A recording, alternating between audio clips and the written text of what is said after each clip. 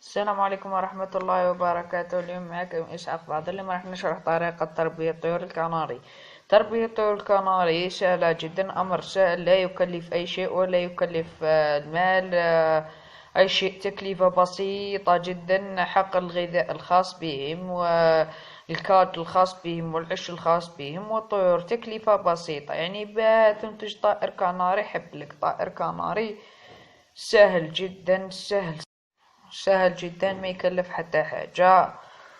ما عليكم أنكم توفروا الظروف المثالية كما قلت نهار. والظروف المثالية هي أنك تحط ذكر سليم لا بأس به، ما خاصو قالوا يتحرك ناشط، لا بأس به. وأنثى سليمة ما خاصها والو، لا بأس بها تتحرك ناشطة. وتوفر لهم الظروف. الكاج لازم تحرصوا على النظافة دائما ودائما. كي حاجة نقولكم عليها، تسأل الدور على الناس وكل حطيت يقولك حطيت ذكر وانثى وما تفهموليش وتقاتلوا دايما. يا أعزائي، كي تشريون ذا وذكر حدوهم يامات 15 يوم من ثم 15 يوم ابي بري. ومن بعد كي تشوف ذكر يصفر ينهار وتلقاهم يداوسوا ثم يتقاتلوا وكلش. حط عليهم هذاك الشباك ولا كارطون ولا اي حاجه.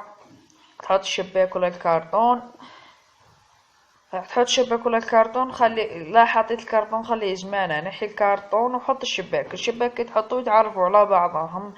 من هي الذكر كي يعود يصفر تشوف انت تتخبط من ثم، تتخبط منه حتى ليه تحوس عليه. اطلق عليها ذكر، كي تطلق عليها ذكر متخافش كوبليها لك وخرجو. بالنسبة للبيض، باه تولدلك بزاف لازم لك تحط لها بيض بقشوره.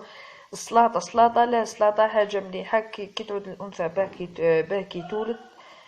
كي تحط لها سلاطة ما تحصلهاش البيضة. هذه ركزوا عليها مليح، ما تحصلهاش البيضة. حط لها الحصبة من تحت تراب بلاطو. وكي تولد البيض انصح عزيزي المشاهد ما تضارش تطلع عليه، ما تكثرش عليهم بالطلين، ما تطلش عليهم طلع عليه ما نقولوا كل 3 ايام طلع عليهم خطأ.